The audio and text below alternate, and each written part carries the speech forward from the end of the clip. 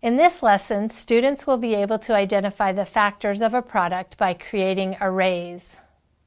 In previous lessons, students have learned that the multiplication sign means groups of. For example, the equation 2 times 4 can be read and thought of as 2 groups of 4. In this lesson, the multiplication sign will represent rows of. So we would say 2 rows of 4 because arrays are set up in rows. Arrays are made when objects are in rows and columns. When objects are in arrays, multiplication can be used to find how many objects there are. For example, let's solve 5 times 3 by creating an array. 1 row of 3, 2 rows of 3, 3 rows of 3, 4 rows of 3, and 5 rows of 3.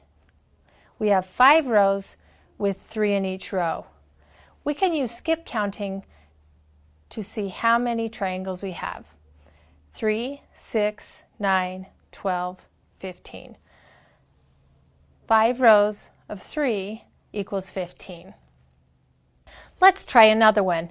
3 times 4, 3 rows of 4. We have 1 row of 4, 2 rows of 4, 3 rows of 4. We have 3 rows with 4 in each row. Let's count by 4s to see how many triangles we have.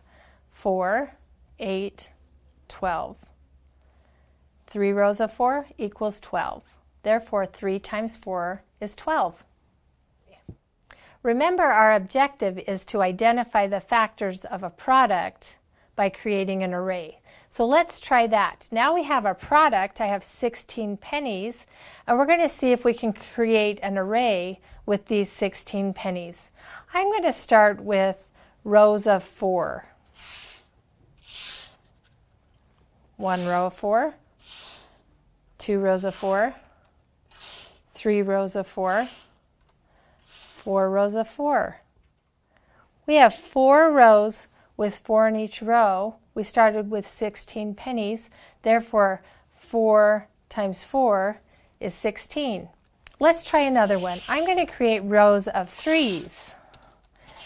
3 pennies, another row of 3 pennies, another row of 3 pennies.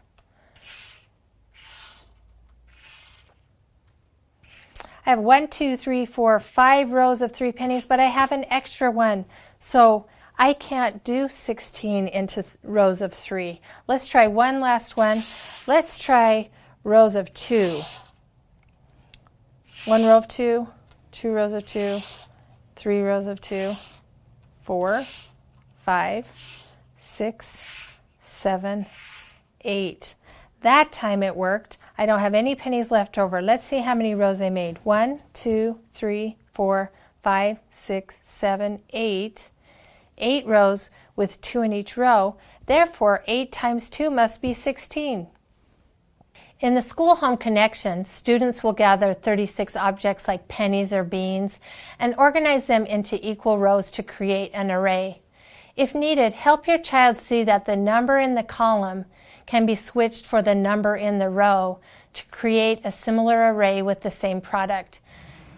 In this lesson, students have been able to identify factors of a product by creating arrays.